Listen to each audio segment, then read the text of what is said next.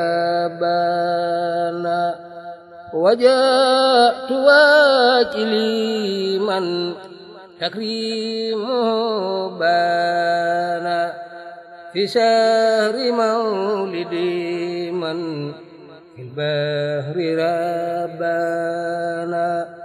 وجاءت واكلي من تكريمه بان في شهر مولدي من في البحر ربانا لله شكريا في شهر ربي هنا على ابتداء ناسي ليختار قربانا قد أقبل الخير من لا شريك له في الملك والأمر إسرارا وإهلالا دعوت بارله مني مكارما naw ñëpp ne ñooy jiite mbooloo buñ teewoon di julli ñoom kese boobaa mooy dem ca kanam mu imaamul ayima doonoon ni ñeenteelu ko jiite yoon ñoom ñaar nag lu leen lëkkale bari lool sëñ Abdou Lahad sëñ Abdou Qadir loolu insha allahu taala dana feeñ ci waxtaan yi fiy ñëw moo tax kon bu ngeen ci àndee insha allah dama leen jox jataay bi ni muy tëdde ànd ak jégalu ci yax gee tàmbali par rapport ak heure yi ñu joxe woon ginnaaw bi ñu dégloo barkeloo ci xasida sëñ Tuubaa yu tedd yooyu li ñuy njëkk def mooy am na ñetti kàddu yoo xam ne dana fi jëpp ci ñetti làkk yu wuute ndax sëriñ Tuubaa li mu indi jullit ñépp a ko bokk te ab wooteem ab liggéeyam àgg na foo xam ne am na ci ay taalibeem ñoo xam ne duñ ay wolof duñ ay sénégalais te àq la ci ñoom ñuy jot ci lii xew ci yoon wi jataay bu mën a xew rek seen àq la ñoom ñu xam ko te bu boobaa jaare ko ci seen i làkk ñoom day daal di jaadu moo waral kon sëñ Hamza bi ngir bëgg njariñ li yaatu message bi fiy génne matale taalibe sëñ Tuubaa yëpp yi na ci bitti yëpp ak yi na ci biir réew mi tax mu xool ñetti làkk yi nga xam ne làkk yi gën a tasaaroo ci adduna bi ci yi ñuy communiquer ci yi ñuy jëflantee nga xam ne boo demee ba Nations Unies ci làkk bi soxna wàllu moom Serigne Saalix dana ko def ci anglais Serigne Abdou Lahad Ali dana ko def ci arab su noppee insha allahu taala am na benn conférence boo xam ne li ko tax a jóg mooy ñaari kilifa yu tedd yooyu nga xam ne ñoo waral jotaay bi di Serigne Abdou Lahad ak Serigne Abdou Qadir ndax ginnaaw ñoom nañ ko tuddee jaadu na bu ñu teewee ñu nafaraat seeni jikko nafaraat seenu dund loolu waral kon Serigne Abdou Lahad Mbacke moom Serigne Ndiogo dina def ab nafaraat ci ñaari kilifa yu tedd yooyu di Serigne Abdou Lahad ak Serigne Abdou Qadir su noppee nag insha allahu taala day tasanteeg waxtu joxe farata ji jot bu waa danañ daal di ajandi liggéey bi dem joxe faratay tisbaar ji suñu noppee liggéey Sëñ Tuubaa jaamu yàlla liggéey Sëñ Tuubaa ci bernde yi doo ko dellusiwaat ci saal bi ngir mottali xaaj bu mujj bi te bu boobaa ñuy sàkku ñëpp bu ñu àggee ca foofa ci xaaj bu mujj bi kenn dem ndax am na ay seede yu am solo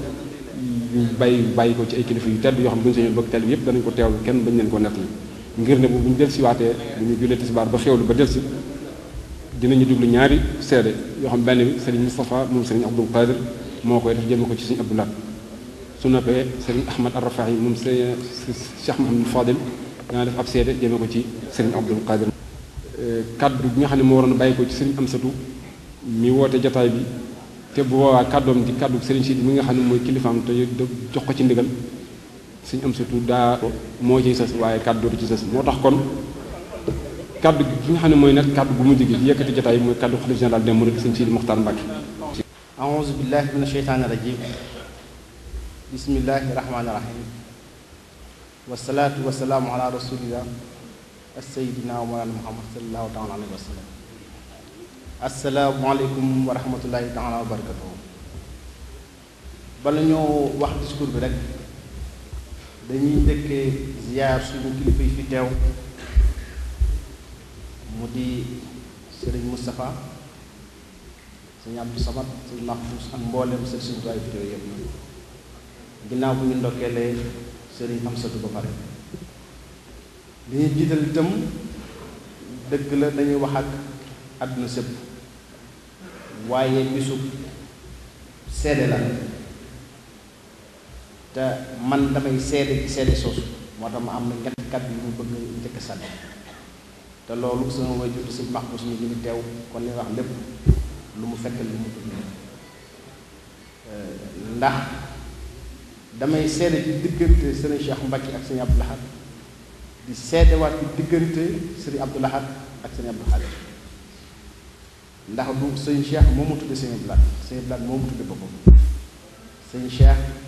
daf ma jox sëriñ Abdou Lahad féete la bopp sëriñ Abdou Lahad tànn tudd ndax bi nga xamee ne sëriñ Lamine loo seen bopp fekk na ko fii Ndakaaru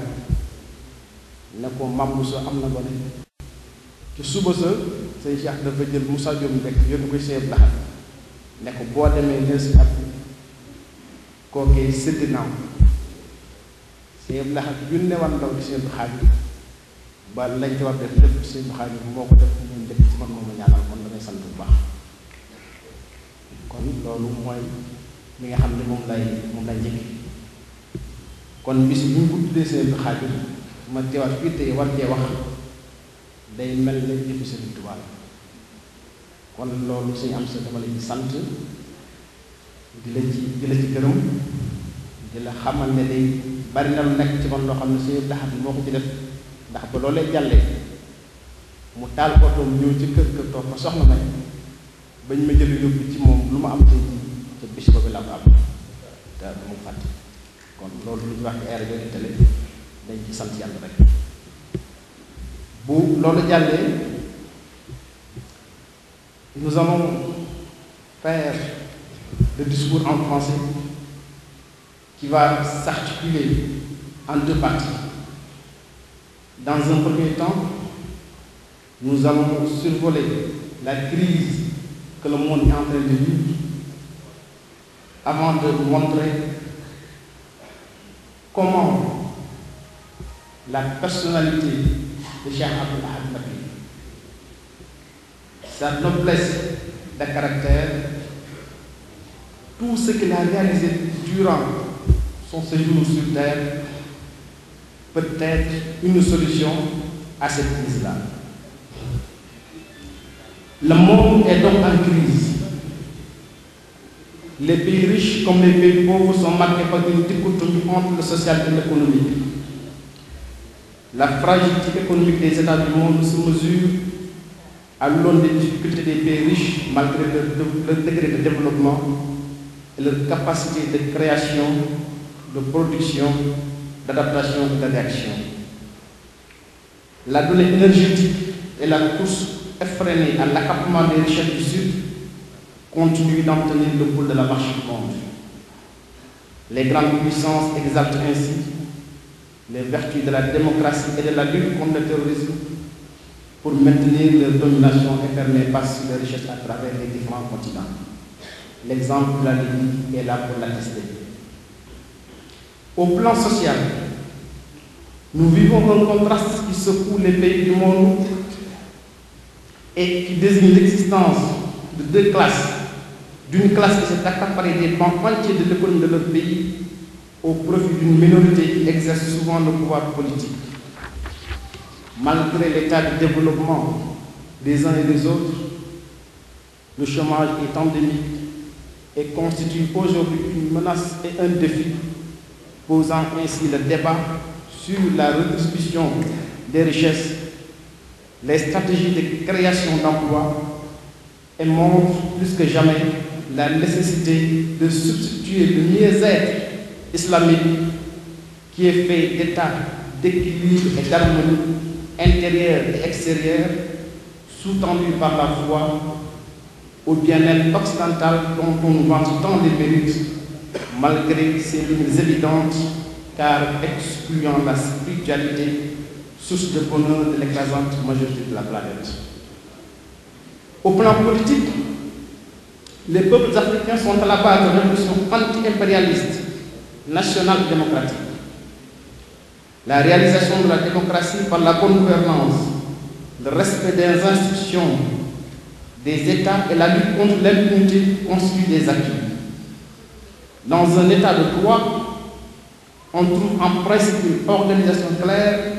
avec les différents pouvoirs indépendants les uns des autres qui se complètent et se neutralisent,